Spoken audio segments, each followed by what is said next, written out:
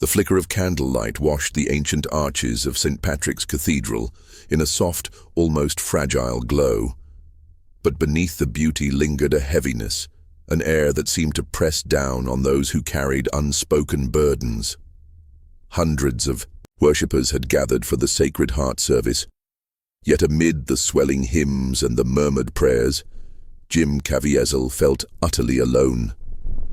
He sat rigid in his pew, hands knotted together so tightly his knuckles had gone pale, as though he were trying to hold himself together before he shattered completely. The weight of years pressed into him, years of rejection, of cold glances in boardrooms, of polite refusals from casting directors who never said the real reason aloud, but whose eyes betrayed it all the same. Hollywood had once used him to embody sacrifice, but afterward it had punished him for embodying it too truthfully. His portrayal of Christ, raw and too real for comfort, became the excuse to exile him.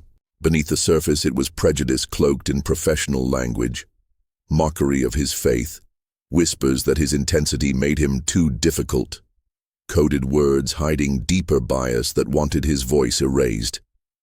In this cathedral filled with reverence, the silence inside him roared louder than the choir. Jonathan Roumie had slipped into the back pew long before the service began, seeking stillness, yet his spirit had been restless for weeks. Dreams had haunted him, a figure kneeling in shadows, face buried in his hands, whispering questions to heaven that seemed to dissolve unanswered. Every night the same image, every night the same voice in his heart. He feels forgotten. Tell him his sacrifice mattered. As the choir's voices soared beneath the vaulted ceilings, Jonathan's gaze drifted toward the man sitting alone near the front, and recognition struck him like a stone. The bowed shoulders, the unmistakable profile, the aura of weariness. It was Jim, the very man from his visions, the one who had carried Christ on his body and in doing so seemed to have been cast aside. Jonathan felt his pulse quicken. He had seen this burden before he ever saw the man, and now the reality of it was overwhelming. The sacred stillness became suffocating, not because of the holiness of the space, but because of the urgency pressing against his chest. The priest's words of compassion and love carried through the cathedral, yet Jim heard them like echoes through a closed door. Narration within him replayed his own past. The night after the Passion of the Christ, when calls had stopped coming. The day when a director told him he was too associated with suffering. The magazine piece that mocked his faith like an eccentric flaw. Beneath all those moments was something sharper. The truth that his refusal to bend, to dilute, to perform a safer version of Christ had made him inconvenient in an industry built on power, image, and prejudice. Racism was rarely spoken in his world, but it was felt in the quiet erasure of those who dared to stand outside the acceptable frame. He had witnessed it with others too. Actors of color told their stories were too niche, women of faith dismissed as hard to market. The machinery did not need open slurs. It worked in silence, grinding down the unwanted until they disappeared. And now here he was, sitting in the front pew of a cathedral, wondering if heaven had done the same to him. The final hymn rose, and Jonathan's visions grew sharper. He could almost see the shadows clutching at Jim, the same figure kneeling in the dark. The prompting was undeniable now. As the congregation filed out, the cathedral slowly emptying to hushed footsteps and the lingering smell of incense, Jonathan remained seated. His heart pounded. Every instinct told him to stay quiet, to let the moment pass, but the inner voice that had followed him here did not relent. Rising slowly, he stepped into the aisle. His footsteps echoed softly against the stone floor, each one heavier than the last, carrying him closer to the man who seemed folded in prayer, but was truly drowning in silence.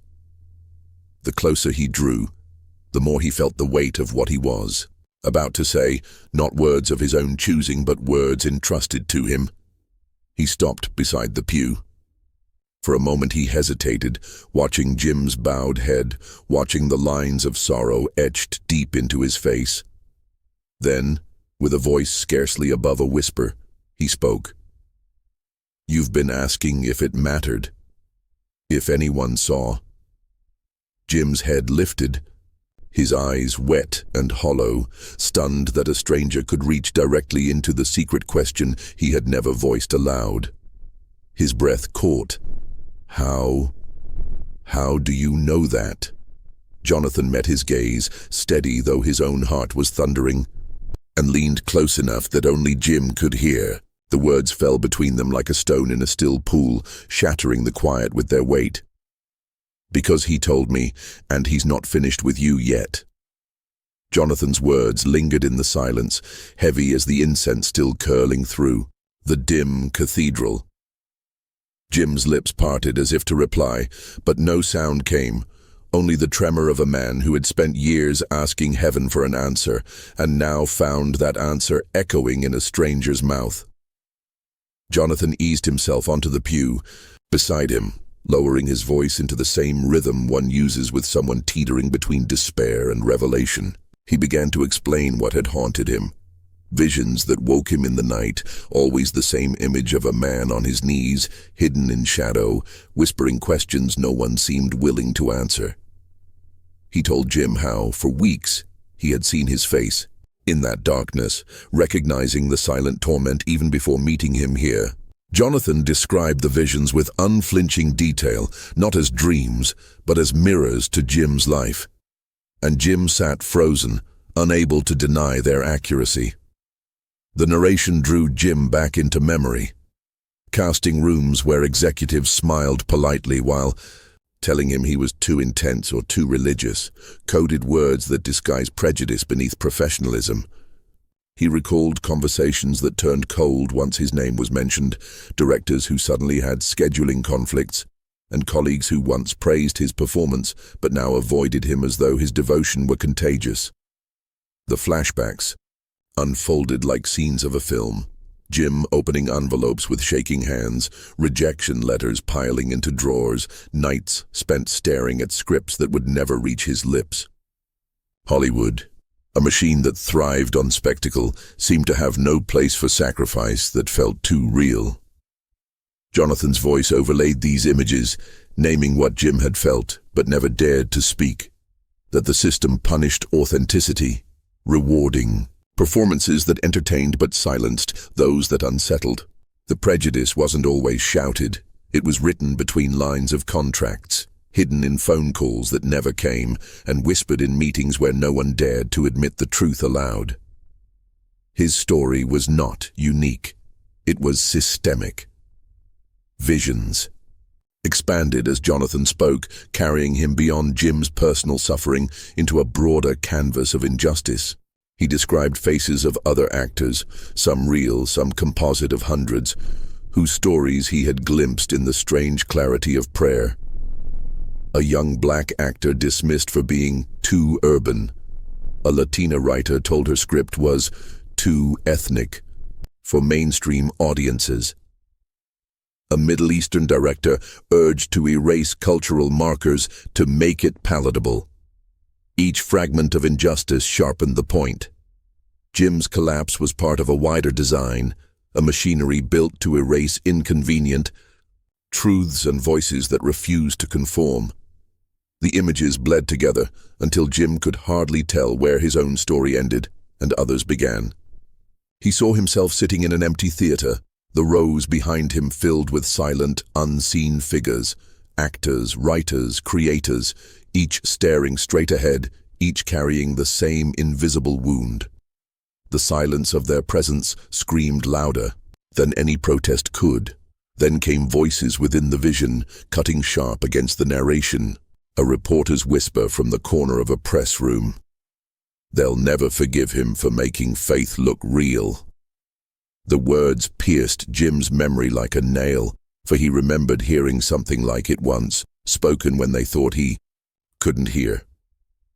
Another voice followed, worn with exhaustion, belonging to an unnamed actor in Jonathan's vision. They don't blacklist you with words, they do it with silence.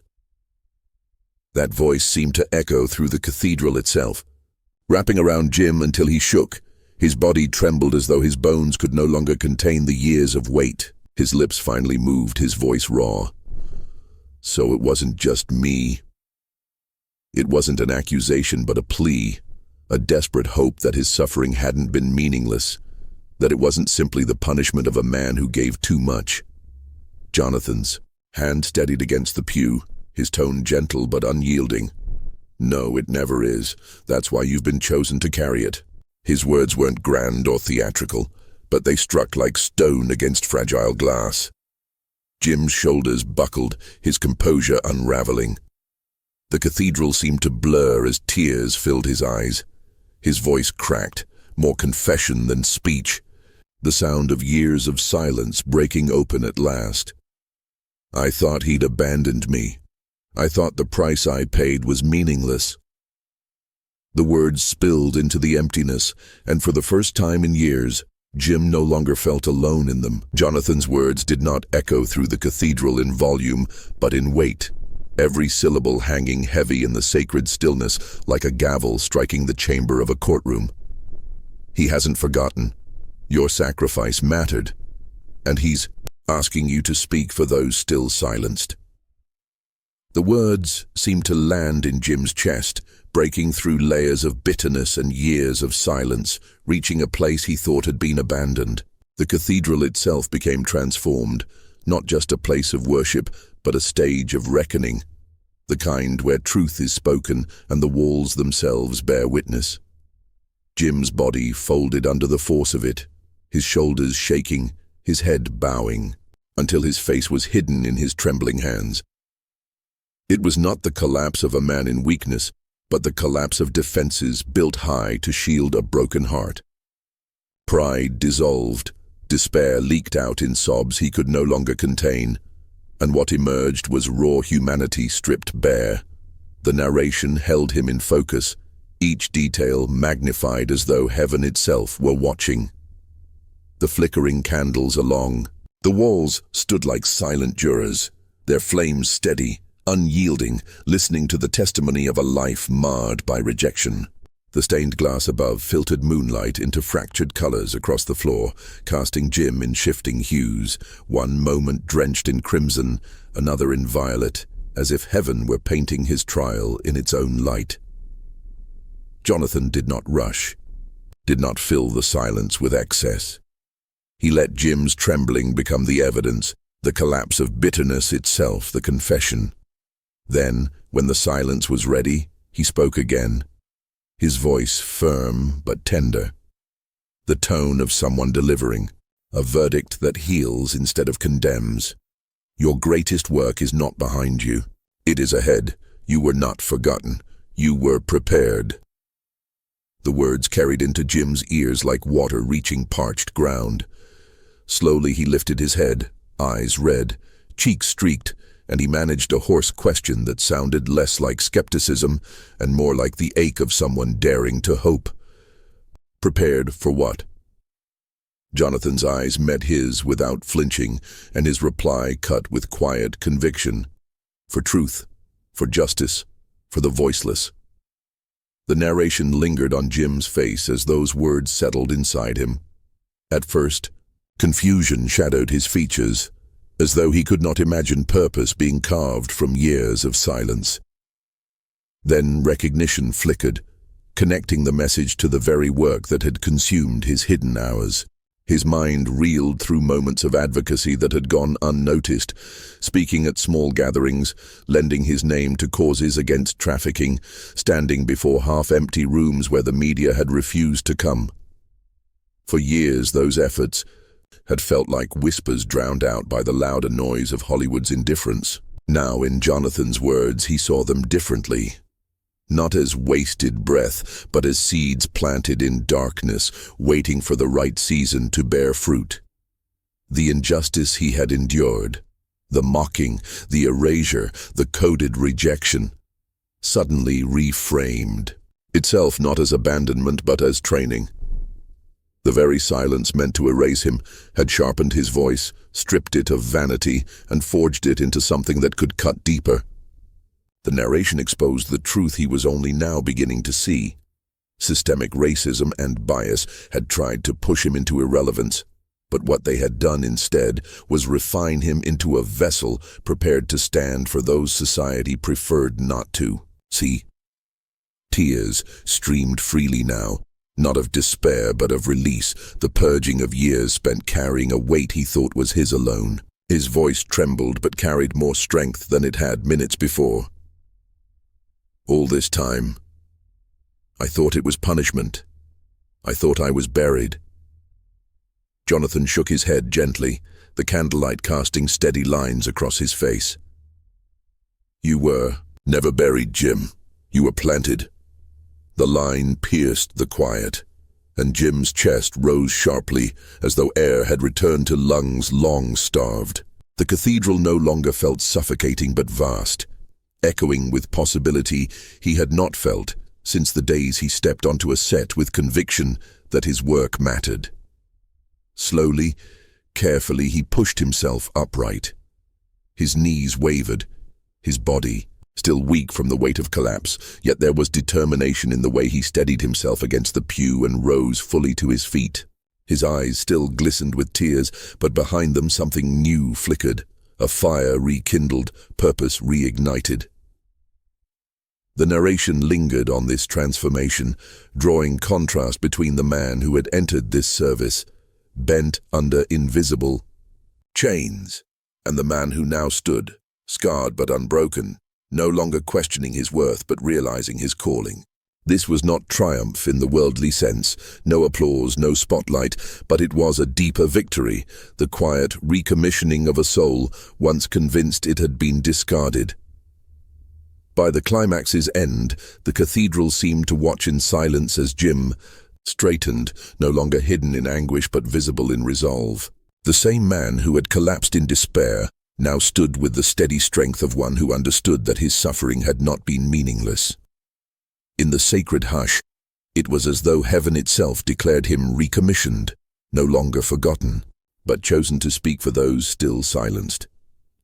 The cathedral's silence lingered long after Jim rose to his feet, but when he stepped back into the world, the weight that had once bent him was gone. In the weeks that followed, the shift was visible in the smallest of places first. A church basement in a rural town where he spoke to a crowd of 30, his voice steady, his words cutting through the air like something sharpened in fire.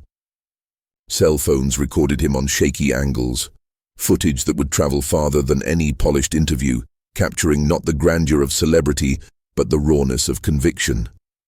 In another moment, he stood in a modest courtroom, advocating for children caught in trafficking cases.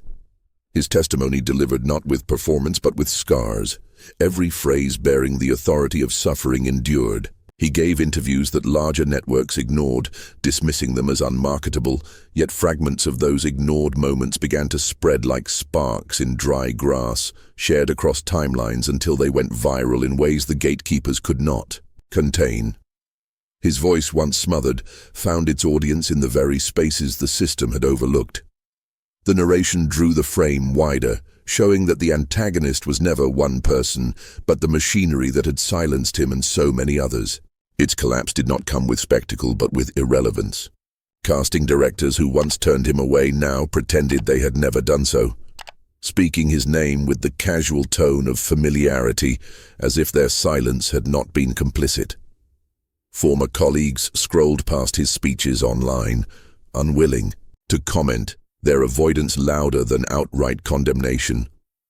The system that once dictated value by applause and contracts suddenly looked hollow against the weight of truth spoken into living rooms through a viral clip. Hollywood's rejection, once sharp as exile, now lay exposed as fragile. A world obsessed with spectacle rendered powerless in the face of testimony born of pain. The most striking moments arrived not in noise, but in silence. One evening, Jim sat alone at his desk, the light from the laptop screen illuminating his face as he scrolled through articles from years past. mocking pieces, dismissive interviews, words that once cut deep into his identity.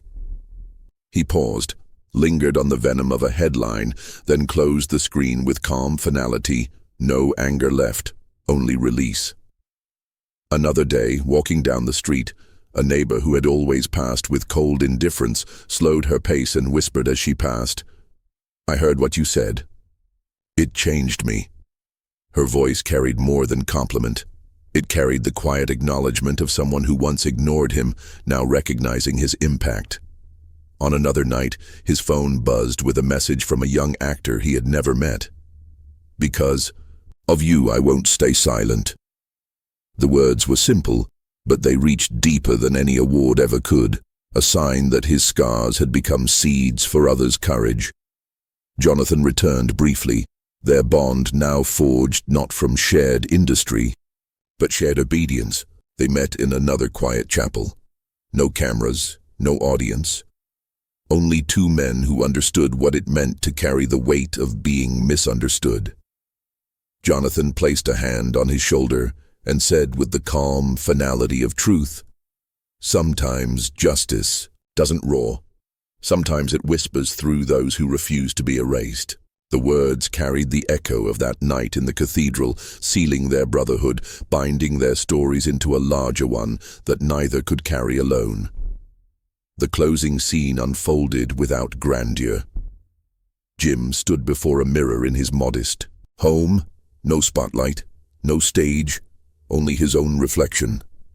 The face that once carried lines of bitterness now bore steady resolve, his posture no longer bent by silence, but held by quiet strength.